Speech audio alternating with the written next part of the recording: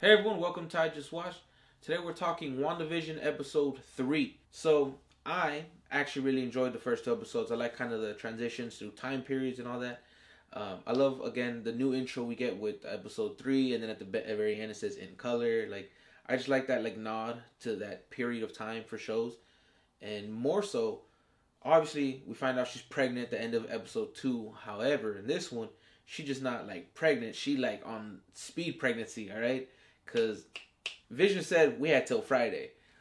We had till right now, okay? Because both them babies popped out, all right?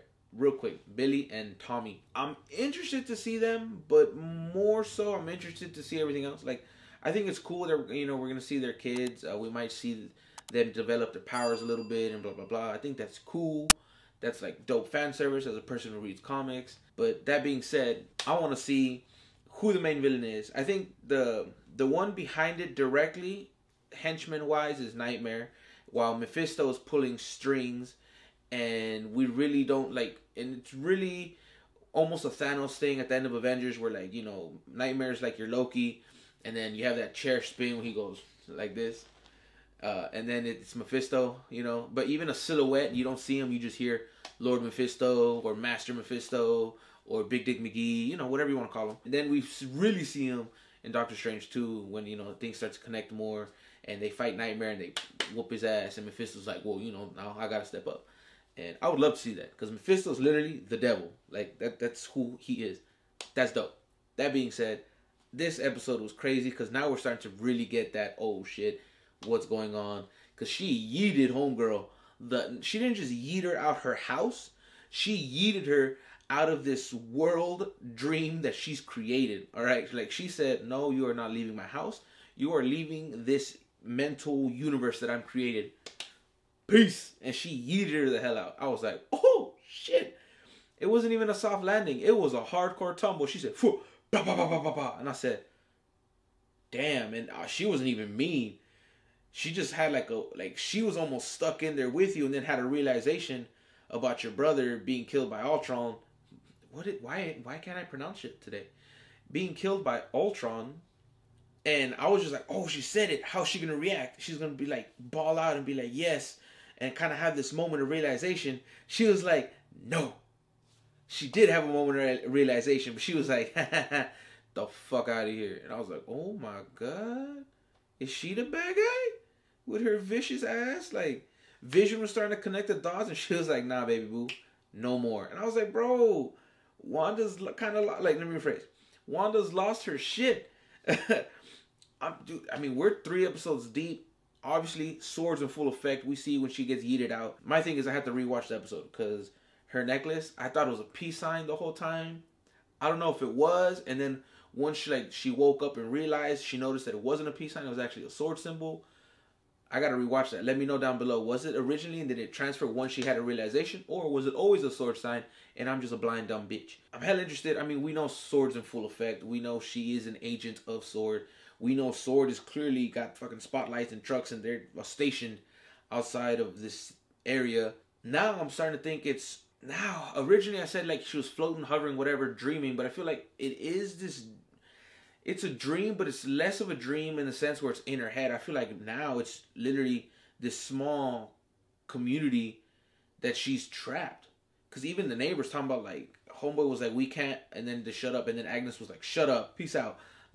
They're trapped there. Even the doctor, who was trying to go to Bermuda, car broke down. He's like, haha, we can't leave. It's one of those where I originally did think it was in her head, but now I'm full-fledged. It's an area that she's almost trapped. She's contained, Simpson style, when they drop the thing over Springfield kind of thing, but not actual, not glass. It's more of a force of energy. That being said, it kind of Nightmare's probably not involved entirely, or not involved at all, maybe, just because Nightmare's dead ass Marvel's Freddy Krueger, which is cool, but just the way he operates, it makes less sense, kind of no sense, to have him be operating in a situation where she's adjusting everything to see it how she wants to, from being pregnant, the kids, the community, and all that through these different eras. Makes me feel like it's yeah, she's lost it and she's stuck in this world, but of course she put herself there. But now I feel like nothing was keeping her there other than herself. And the reason we get Mephisto, and this is going to the comics, is because by giving birth to her two children, she stole Mephisto's energy and gave birth to them. Because I mean, that's kind of how it happened in the comics. But then they die because Mephisto comes back. But just that being like, maybe she took something from him, like whatever. Now he's gonna get involved type situation.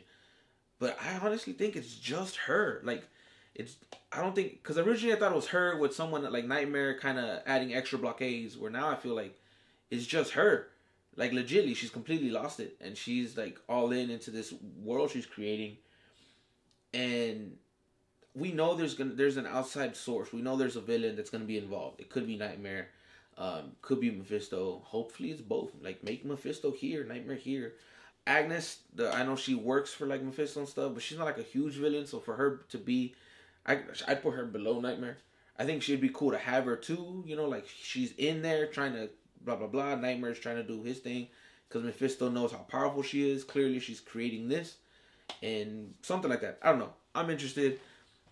This episode on Friday is gonna be a banger. It has to be, and I'm interested because I think it's gonna give us another huge clue to what's going on, and I'm all in. I actually like the show a lot. I like the humor. I like where it's going.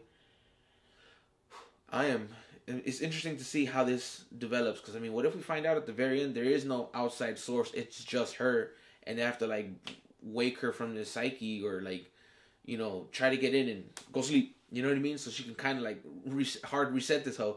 Also, before I forget, do you think we see Quicksilver? I think it would be a wasted opportunity not to see Quicksilver, her brother, Pietro. Like, why not bring him back? Even if it's for a smidgen. Because she literally, okay, she has 2 kids because she wanted children in that situation. She brought back Vision. She's created this peaceful little world. Like, everything's, you know, her paradise in a sense in Westview. So why not bring back your brother? You know what I mean? Like, so I feel like it would be a wasted opportunity not to bring him back somehow. But with that being said, let me know down below. Comments, questions, concerns, requests, your theories on the show, where you think it's going. Do you agree or disagree with either versions of mine? I'm kind of leaning towards this one now, obviously, now that I have more information. But let me know down below. Until next time, stay safe, be well. Adios.